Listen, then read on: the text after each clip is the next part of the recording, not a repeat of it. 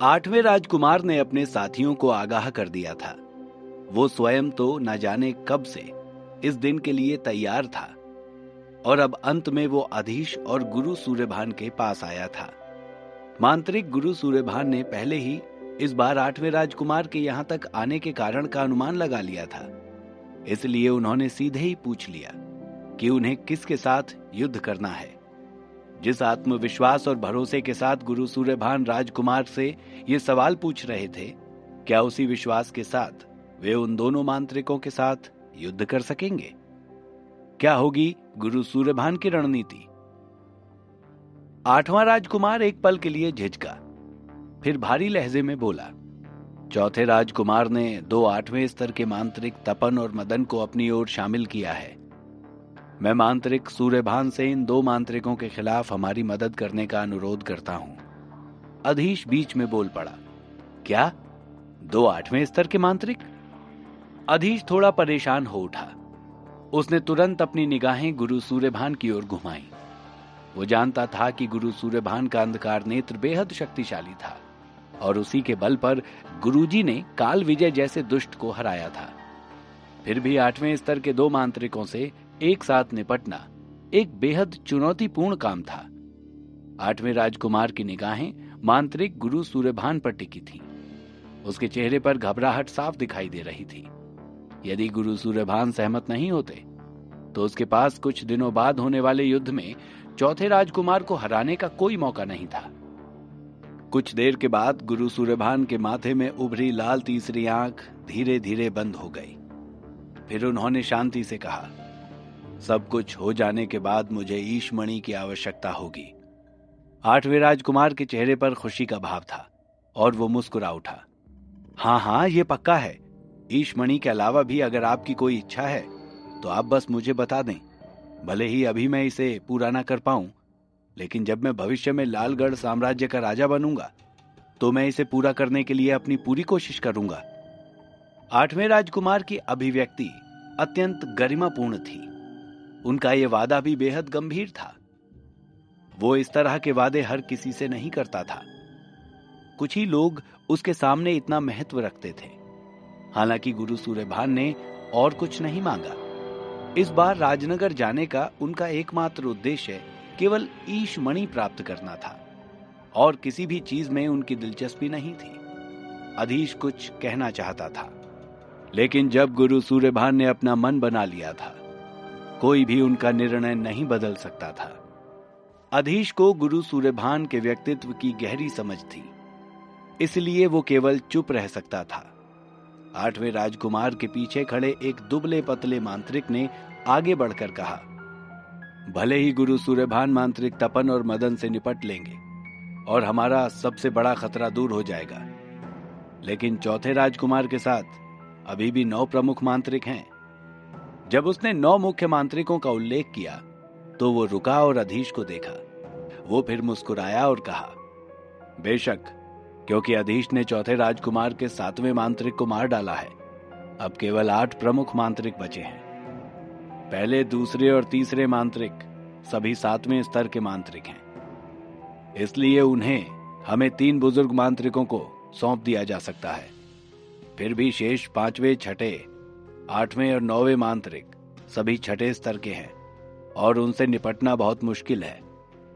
किसी को नहीं पता था कि चौथे राजकुमार ने 9 प्रमुख मांत्रिकों और 8वें राजकुमार के मांत्रिकों ने कितनी बार गुप्त रूप से और सार्वजनिक रूप से एक दूसरे से लड़ाई की थी। दोनों पक्ष स्पष्ट रूप से एक दूसरे को बहुत अच्छी तरह से जानते थे। ये दावा किया जा सकता है कि मांत्रिक तपन और मांत्रिक मदन के बिना भी चौथा राजकुमार की कुल ताकत अभी भी 8वें राजकुमार की तुलना में अधिक मजबूत थी। उनमें से सबसे शक्तिशाली 9 प्रमुख मांत्रिक थे। 8वें राजकुमार ने भी भौहें चढ़ाते हुए कहा, हमारे साथ भी 5 छठे स्तर के मांत्रिक हैं और वे कोई साधारण मांत्रिक नहीं है, और इसके अलावा भी कोई ताकत उनके पास है तो मैं व्यक्तिगत रूप से उनका सामना करूंगा। शायद बहुत से लोग भूल गए थे कि 8वां राजकुमार स्वयं छठे स्तर का मांत्रिक था। इसके अलावा शाही परिवार के एक सदस्य के रूप में 8वां राजकुमार कोई साधारण छठा मांत्रिक नहीं था। उसकी ताकत अथाह थी और उसके पास शक्तिशाली अंधेरी शक्तियां भी थीं। इसलिए यदि 8वां राजकुमार स्वयं युद्ध के लिए तैयार हो जाए तो छठे स्तर के 2 मांत्रिकों, यहां तक कि 3 या 4 मांत्रिकों से भी उसे कोई परेशानी नहीं होने वाली थी। राजकुमार का जवाब सुनकर तीनों में से एक वृद्ध मांत्रिक बोला, महामहिम, आपका विरोधी चौथा राजकुमार है। यदि आप दूसरों के साथ युद्ध में व्यस्त हो गए तो चौथे राजकुमार से और कौन निपटेगा? 7वें राजकुमार के पीछे खड़े 7वें स्तर के बाकी दोनों मांत्रिकों ने बेबसी से अपना सिर हिला दिया। 8वें राजकुमार की ताकत वास्तव में बहुत अधिक थी, लेकिन चौथा राजकुमार भी पीछे नहीं था। जब हर कोई अपनी बात रख चुका था तो अधीश ने कहा, चौथे और 5वें मांत्रिक से मैं युद्ध करूंगा। 8वें राजकुमार ने चकित होकर पूछा, मांत्रिक अधीश, आप चौथे और 5वें मांत्रिकों से निपटने जा रहे हैं? वे दोनों छठे स्तर के मांत्रिक हैं और उनके पास सभी प्रकार की चालें हैं।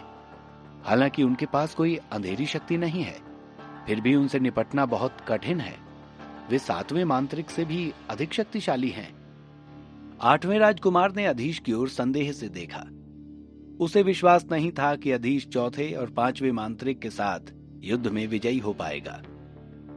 8वें राजकुमार ने अधीश की ओर संदेह से देखा। उसे विश्वास नहीं था कि अधीश चौथे और 5वें मांत्रिक के साथ युद्ध में विजयी हो पाएगा। अधीश के चेहरे पर एक आत्मविश्वास भरी मुस्कान दिखाई दी और उसने जवाब दिया, राजकुमार, कृपया निश्चिंत रहें, मैंने निश्चय कर लिया है। इसके बाद राजकुमार कुछ भी न कह सका और गुरु सूर्यभान से विदा लेकर वहां से चला गया। जैसे ही वो अधीश के महल से बाहर आया, उसके साथ ही वृद्ध मांत्रिक ने पूछा, राजकुमार, आप वास्तव में विश्वास करते हैं कि मांत्रिक सूर्यभान तपन और मदन को संभाल सकते हैं? उसके स्वर से उसकी अधीरता झलक रही थी। 8वें राजकुमार के कदम धीमे हो गए। उसने धीरे से अपना सिर हिलाया और कहा, वो उन्हें संभाल सकता है या नहीं, ये तो मुझे नहीं पता, लेकिन इस समय मांत्रिक सूर्यभान ही हमारा एकमात्र विकल्प है। चलो, कुछ ही दिन बचे हैं, हमें अभी भी ठीक से तैयारी करने की आवश्यकता है ताकि किसी भी गलती के लिए कोई जगह न हो। तीनों मांत्रिकों ने एक दूसरे की ओर देखा। वे केवल असहाय रूप से 8वें राजकुमार के पीछे पीछे चल सकते थे और उस स्थान को छोड़ सकते थे। बारिश का मौसम था और हल्की बूंदाबांदी हो रही थी। इन कुछ दिनों में राजनगर के क्षितिज पर बारिश का मौसम छाया हुआ था। हवा में एक नम और चिपचिपा एहसास था जो बहुत अप्रिय लग रहा था। यह वातावरण सभी के मन में उदासी भर रहा था। सड़कें अभी भी फिसलन भरी थीं, फिर भी भोर होते ही राजनगर में हलचल शुरू हो गई। खासकर मुख्य राजमहल में लोगों की भीड़ थी और सेवक दासियां सभी इधर से उधर दौड़ रहे थे। आज शाही परिवार की वार्षिक शिकार यात्रा का दिन था। इस दौरान पूरे राजनगर के सभी अभिजात वर्ग राजकुमारों और राजकुमारियों को जंगल में शिकार करने जाना होता था, जिसे राजवन भी कहा जाता था, जो महल से बहुत दूर नहीं था। महाराज खुद इस शिकार यात्रा का नेतृत्व करते थे और सभी पर नजर रखते थे। जो कोई राजकुमार, राजकुमारी या रईस शिकार में विजयी होता तो उसे एक बड़ा इनाम दिया जाता था। इसीलिए कई रईसों या राजकुमारों और राजकुमारियों ने अपनी तैयारी पहले ही शुरू कर दी थी। सौभाग्य से मौसम भी अच्छा हो गया और धूप खिलने लगी। मांत्रिक अधीश, महामहिम 8वें राजकुमार ने आपको बुलाया है। अचानक महल के बाहर पहरेदार की आवाज सुनाई दी। अधीश ने धीरे से अपनी आंखें खोली। पिछले कुछ दिनों में वो अपनी मानसिक क्षमता को बढ़ाने और एकाग्र करने के लिए ध्यान में डूबा हुआ था। समय आ चुका है, अधीश अपने दिल की धड़कन महसूस कर सकता था। फिर वो धीरे धीरे अपने पैरों पर खड़ा हुआ। जब उसने दरवाजा खोला तो बाहर चांदी का कवच पहने एक पहरेदार खड़ा था। अधीश को देखते ही उसने आदरपूर्वक अभिवादन किया। अधीश ने संयमित तरीके से कहा, चलिए अभी चलता हूं। वो जानता था कि 8वें राजकुमार और चौथे राजकुमार के बीच टकराव का समय आ गया था। दोनों राजकुमारों ने इतने सालों तक एक दूसरे के साथ प्रतिस्पर्धा की थी। आज अंततः विजेता का फैसला होगा। पूरे साम्राज्य में सत्ता के शिखर पर चढ़ने के लिए कौन अधिक योग्य होगा। शाही परिवार के सदस्य के रूप में यह युद्ध उनकी नियति थी। अचानक शांत आकाश में जैसे तूफान आ गया। हवा का एक तेज भंवर आसमान में उतरा और जमीन पर आ गया। जब भंवर शांत हुआ तो एक आकृति उसमें से बाहर निकली। ये था मांत्रिक बम्मन। कुछ दिन पूर्व ही अधीश ने संदेश भेजा था कि मांत्रिक बम्मन जितने जल्दी हो सके राजनगर आ जाए, और उसे आना पड़ा। हालांकि उसकी ऐसा कुछ करने की बिल्कुल इच्छा नहीं थी। अधीश की अनुपस्थिति में वो प्रकाश नगर में रहकर आराम से अभ्यास कर रहा था और अपनी शक्तियां वापस पाने की कोशिश में जुटा हुआ था। लेकिन अब अधीश का अचानक संदेश आ जाने के कारण न चाहते हुए भी उसे राजनगर आना पड़ा, और इस यात्रा में उसकी बहुत सी ताकत खर्च हो गई थी। राजनगर के बाहर स्थित एक विशाल और सघन वन ही शाही परिवार की शिकार यात्रा के लिए चुना गया था। इसमें अनेक दुर्लभ जानवर भी रहते थे और इन्हीं का शिकार करने के लिए शाही परिवार के सदस्य जाया करते थे। बहरहाल आज का दिन खास था। सुबह का समय था, लेकिन यह जंगल कई पहरेदारों से घिरा हुआ था। 3 सैनिक अंदर और अन्य 3 बाहर। सभी पहरेदारों ने गंभीर मुद्राएं धारण कर रखी थीं और वे बहुत डरावने दिखाई दे रहे थे। नतीजतन शहर के लोग उनके पास जाने की हिम्मत नहीं करते थे। ये सभी मांत्रिक थे और अपनी मानसिक क्षमता से ही आसपास के क्षेत्र की जांच किया करते थे। जैसे जैसे समय बीतता गया, राजवन धीरे धीरे और अधिक जीवंत होता गया। अभिजात वर्ग के लोग अपने हाथों में निमंत्रण पत्र पकड़े हुए थे। जंगल के बाहर ही पहरेदार उनके निमंत्रण पत्र की जांच कर उन्हें अंदर जाने देते थे। जो लोग राजा से निमंत्रण प्राप्त करने में सफल हुए थे, वे या तो कुलीन थे जिनका राजनगर में एक निश्चित प्रभाव था, अन्यथा वे राजनगर के शक्तिशाली मांत्रिक थे। कुछ समय बाद बहुत से शानदार रथ और बग्गियां आकर रुकी। बहुत से प्रभावशाली व्यक्ति बाहर आए। इनमें सबसे आगे एक सुंदर व्यक्ति था, जिसके चेहरे पर प्राकृतिक गरिमा झलकती थी, लेकिन साथ ही वो बहुत विनम्र दिखाई देता था। जो पहरेदार राजवन के बाहर रखवाली कर रहे थे, वे ना तो दंभी थे और ना ही किसी अभिजात वर्ग के प्रति आज्ञाकारी थे, और उनके साथ उचित व्यवहार करते थे। लेकिन इन अतिथियों को रथ से उतरते देखकर कुछ पहरेदार उनका स्वागत करने के लिए दौड़ पड़े।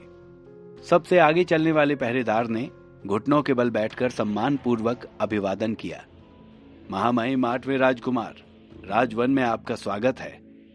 8वें राजकुमार ने धीरे से सिर हिलाया और कहा, उठो। कितने लोग राजवन पहुंचे हैं? पहरेदार ने एक दूसरे की ओर देखा और उनका मुखिया धीरे से बोला, राजकुमार, राजवन में ज्यादा लोग नहीं हैं। आप आने वाले शाही परिवार के पहले सदस्य हैं। राजकुमार ने कहा, ओह, ऐसा लगता है कि मैं जल्दी आ गया हूं, लेकिन यह भी अच्छा है।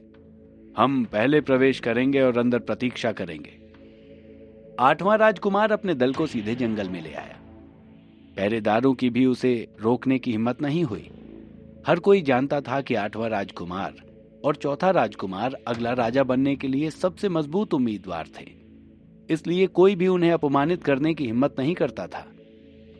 जंगल में हर जगह विदेशी वनस्पतियां थीं, जो मंत्रमुग्ध कर देने वाली सुगंध बिखेरती थीं। ये वसंत की तरह उत्साह भरा दृश्य था। फिर भी 8वें राजकुमार के आदमियों में से किसी को भी जंगल में रमणीय दृश्यों की प्रशंसा करने में रुचि नहीं थी। उनके हाव भाव तनावपूर्ण थे, यहां तक कि 8वां राजकुमार भी अपने सामान्य संतुलित व्यवहार से अलग परेशान सा दिख रहा था। जल्द ही 8वां राजकुमार अपने दल को एक खाली चौक में ले गया। चौक पर पहले से ही कई रईस बैठे हुए थे। 8वें राजकुमार को देखकर वे खड़े हो गए और 8वें राजकुमार के प्रति अपना सम्मान दिखाया। इस चौक में शिकार देखने के लिए आए लोगों और राजमहल की महिलाओं के लिए बैठने की विशेष व्यवस्था की गई थी। 8वें राजकुमार ने केवल विनम्र भाव से सिर हिलाया और कुछ नहीं कहा। वो सीधे चौक में गया और बाईं ओर की पहली पंक्ति में पहली कुर्सी पर बैठ गया। फिर उसने अपनी आंखें बंद कर लीं। गुरु सूर्यभान और बाकी मांत्रिक भी अपनी अपनी जगह बैठ गए। सिर्फ अधीश अन्य निचली श्रेणी के मांत्रिकों के साथ राजकुमार के पास खड़ा रहा। अधीश ने इस बात पर ध्यान दिया कि वहां बैठे ज्यादातर लोग सूर्यभान की ओर देखकर कानाफूसी कर रहे थे। लेकिन अधीश इससे अविचलित रहा। वो बस अपनी चेतना में बम्मन को खोज रहा था। अधीश ने मांत्रिक बम्मन को सूचित करने के लिए गुलाम अनुबंध का इस्तेमाल किया था कि उसे 4 दिनों के भीतर राजनगर में होना चाहिए।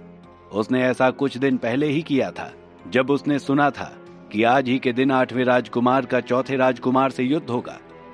अब तक तो बम्मन को आ जाना चाहिए था। उसने सोचा, मांत्रिक बम्मन की सहायता उसके लिए अंतिम परिणाम में एक निर्णायक कारक हो सकता था। क्या मांत्रिक बम्मन समय से राजनगर पहुंच पाएगा? वो वास्तव में अधीश की सहायता करेगा या अपनी आजादी का रास्ता खोजेगा? जानने के लिए सुनते रहिए द मजिशियंस सीक्रेट, सिर्फ और सिर्फ पॉकेट एफएम पर।